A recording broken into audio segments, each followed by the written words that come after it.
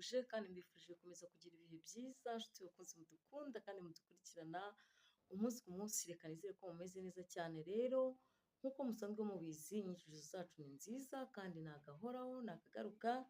Wowe icy'ingenzi usabwa ni ugukora subscribe, ukalayikinga videwo, komenti, sharinga kugira ngo ujye ukomeza ubane natwe umunsi ku munsi. Uyu munsi rero tugiye kurebera hamwe ku kibazo batubajije, mbese koko abagore bataciye imyeyo bagira amavangingo? Guys, ndakeka kino kibazo giheruka kuza kera cyane, ariko uyu munsi wa none turi kugira ngo tubasobanurire kugira ngo buri muntu wese abashe gusobanukirwa. Erega reka mbabwire, ntabwo umuntu abaza ikintu kubera ko akizi, ahubwo abaza ikintu kubera ko ayumva agifiteho gushidikanya. Kandi ufite gushidikanya kandi ufite umuntu wabaza kandi akaba yagusobanurira, ibyo ufite uburenganzira bwabyo ijana ryo kuba wabaza, tukagusubiza, tukagusobanurira, tukakubwira buri kimwe cyose, twava imuzi tukajya imuzingo, kubera yuko nicyo kintu dushinzwe, nicyo kintu mbese nyine ibyo ntacyo bidutwaye kuri makeya. So rero ni ukuvuga ngo umugore utaraciye imyeyo ntabwo bimubuza kunyara, ahubwo cyangwa se kugira amavangingo, reka mbivuge gutyo, ntabwo bimubuza kugira amavangingo, ahubwo inshuro nyinshi usanga iyo atari umuntu wabaye mu buryo bwo ku muhanda, wakoze imibonano mpuzabitsina inshuro nyinshi n'abantu batandukanye, usanga biragorana cyane ko ayo mavangingo ashobora kuyabona. Ikindi biragorana ko uba umeze nk'aho uri gukubita ku mbuga idaharuye, sibyo? Idafite icyiza muri yo. So rero bivuze ngo byanga byakunda uba ugomba gukora uko ushoboye iyo myeyo ukayica, kuko naho nigeze kubabwira, ndababwira ngo umugore wayiciye n'utarayiciye bararyoha bombi, ariko burya bagira itandukaniro ribatandukanye. Ibyo ntabwo nabivuze ko nari nsinziriye, nta n'ikibazo na kimwe nari mfite, nari ndi maso, niyo mpamvu nabivuze, kandi nabivuze nta kibazo na kimwe mfite. Ni ukuvuga ngo uzanabikore nawe ubikorere ubushakashatsi, uzabibona ko ibyo bintu bitandukanye.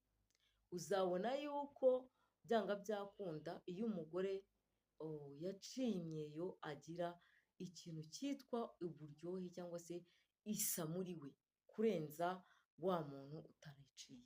Ariko ntabwo twize tuvuga yuko uba utaraciye imyeyo atanyara, aranyara, ariko nyine ni tekiniki, ni ukuri. Kubera ko umugabo iyo arimo agerageza gushaka ayo mavangingo, nawe burya hari inzira anyuramo ziba zitoroshye nk'iz'uwo yaba yaragize gute, yaba yarayiciye. Niyo mpamvu dukunda gukangurira abantu mudukurikira, abantu mudukunda, abantu bacu muri rusange, dukunda kubakangurira tubabwira ngo mukore uko mushoboye, mukore ibintu byiza biciye mu mucyo. Ibyo byiza rero tuvuga ni kwa guca imyeyo kwawe, ukaba wambaye nyine wikwije, ko twe tubyita kwambara. Genda ugure umwenda wambare wikwize. Iyo wambaye ukikwiza bigutera ishema, kandi bituma wumva yuko nta mugayo ufite muri wowe. Ariko iyo uzi ko ugiye gushaka umugabo wenda ntawe byageza kubaza, kuko hariho abagabo bavuga ati sinajya kwirirwa amazi ibintu nk'ibyo ngibyo mpaka igihe azazira tukabana. Ugasanga wenda umugabo ntabyo yigeze abasha kukubaza ntaki, ariko wowe warangiza ugenda wumva ufite ipfunwe. Imiti yo guca imyeyo, ibiki byose twarabibabwiye, mutwandikire, andika muri komenti niba nta nimero zacu ufite, biranagoye no kuzibona kugeza kuri iyi saha. Mutwandikire muri komenti, musigemo nimero yanyu, hanyuma mutubwire ikibazo mufite, tubahuze na serivisi mushaka kugeramo. Bizabafasha ko iyo wabonye indwara muganga akayibona, unabona igisubizo byihuse. Ariko iyo ucecetse ukabyihorera nta gisubizo ubona.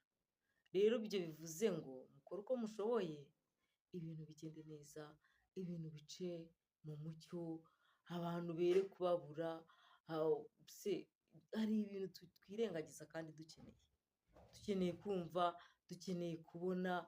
Ntabwo umugabo azajya yumva zino video yumve ngo baca imyeyo bigenda gutya, narangiza nawe aguhereze kandi ntayo ufite. Azakubwira ati iyo myeyo iri hehe, iyo myeyo ndayishaka. Noneho narangiza usange ibyo bintu bigiye gutuma wanasenya urugo rwawe hejuru y'uko bitakabaye biba.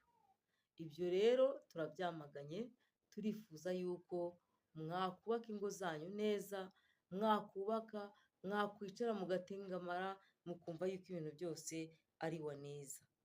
Ibyo rero bizaba waneza ari uko ibyo byose wabyubahirije, cyane cyane ko uwaba yarabajije, ntabwo tuba tuzi niba ari umugabo niba ari umugore,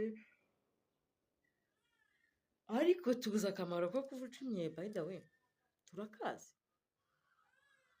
urakazi wowe nkurikiye, n'undi arakazi, abatakazi ni bakeya.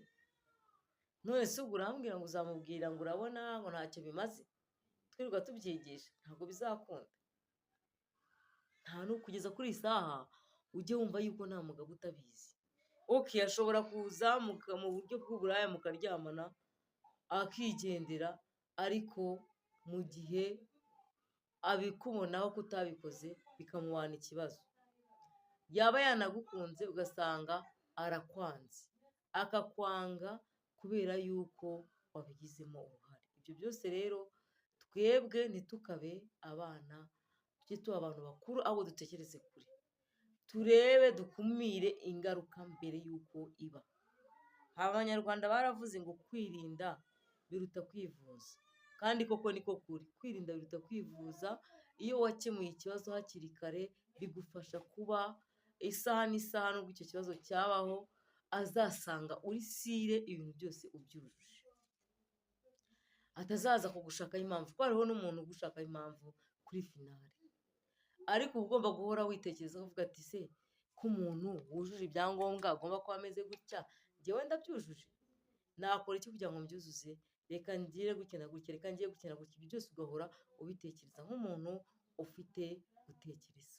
Kandi buriya umuntu mwiza, umuntu uzi ubwenge, umuntu ushaka kubaka, ahora acunga ibintu, inyigisho nziza akazishyira puratike, agatangira akapurika kugira ngo bimufashe kuba yakiyubakira urugo rwiwe. Kugeza kuri saha rero abantu bazi yuko kubaka urugo ari imikino, ariko burya kubaka urugo si imikino, si n'agafu k'imvugwa rimwe, ahubwo ni ikintu gikomeye uba ukwiriye kwitaho mu buzima bwawe bwa buri munsi.